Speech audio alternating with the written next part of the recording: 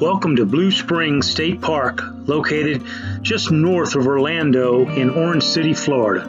This is Eric for Living for Life with my wife Ann. We visited this state park, and according to the Park Services, it's one of the largest homes for manatees to winter in the cold weather. It was a lot more than just a manatee viewing there. We had some alligators there, we had plenty of fish and other wildlife. It was a very pretty park. It features one of the largest springs on the St. Johns River.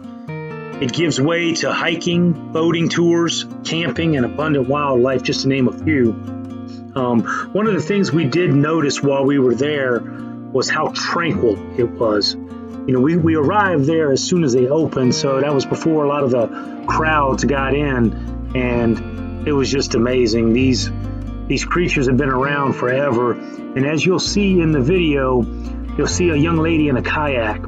Well, that's part of the service there. They go out every day and count how many manatees are in the springs, as well as to look for any type of stressors, injuries, new births, etc. They're constantly monitoring the springs and the manatees that are there. The manatees tend to show up usually between the middle of November and stay until March, depending on the weather. The reason for that is the springs produce 102 million gallons of 72 degree water temperature a day. That's right, 102 million gallons pumps out a day at a constant 72 degrees. That's pretty amazing. The day we were there was January 21st of 2022, and the count that morning was 347 manatees. That's adults and children, and there was even some that had a monitoring system that was attached to them, and what they do with those were injured ones, and they were monitoring them as far as their health to make sure they were healthy enough to be released back in. They want to keep the population as safely as possible. But there's a lot more to the springs than just the manatees. This park has a lot to offer. Not only does it have a boardwalk that goes from the actual end of where you actually see the manatees to where the spring starts. You can see this vast gap in the ground that obviously goes down quite far, that produces all the water that the spring gushes out every day. It also has trails for walking, biking. There's a picnic area. There's educational venues for the rangers who do a lot of education. At the time that we were there was one going on with a bunch of youths from probably one of the local schools, getting educated on how the park runs and about the manatees' lifestyle and the different struggles that they have to survive in today's world. There's also kayak rental. And keep in mind, if you go to the springs during the mid-November to March range, you're not allowed to kayak in the spring itself, swim, or any of that stuff during the time the manatees are wintering there. At other times of the years, you can go all the way up into the springs. There's a gift shop there. There's a little snack bar area and stuff like that. But there's a lot to offer. There's a campground that you actually can stay in if you have an RV or some type of tent. I just want to give you a little bit of facts on the manatees.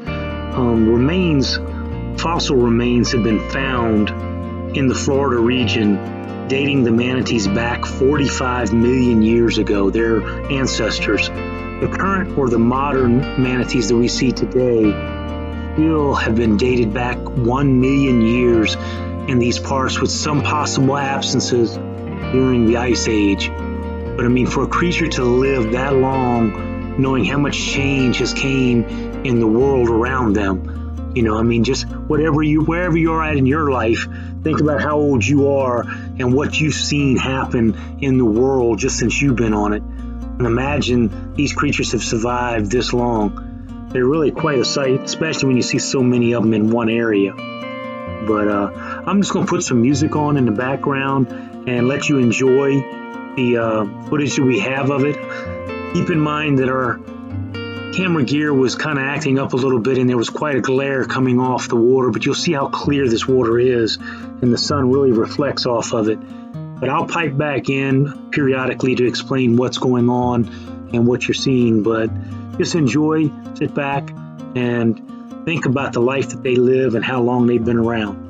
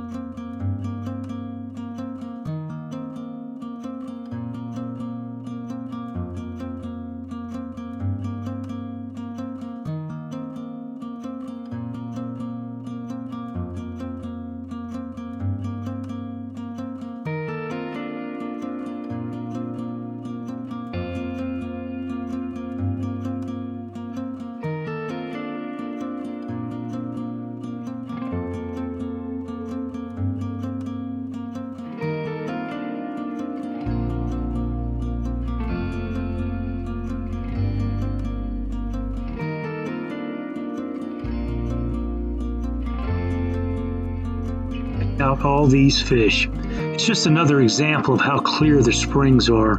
All through there you'll see the different aquatic life, and the clarity of the water just allows you to really observe them. Now, where we're at in this area of the springs is a step down that allows you to get a little bit closer to the water.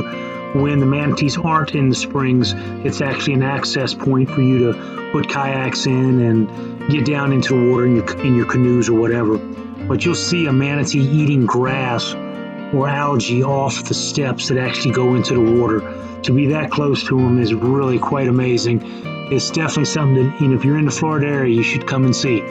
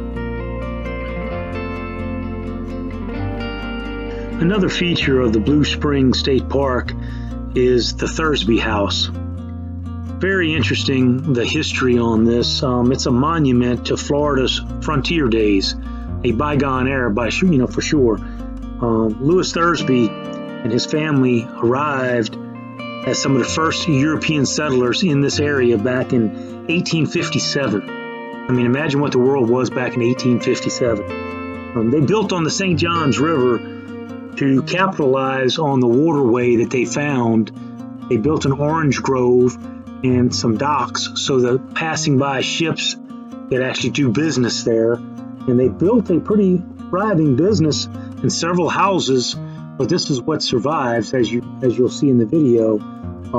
The history part of it is that the European settlers actually displaced some of the Native Americans, because it was later found in our history, in modern times, that Native Americans actually inhabited that area dating back some 6,000 years ago.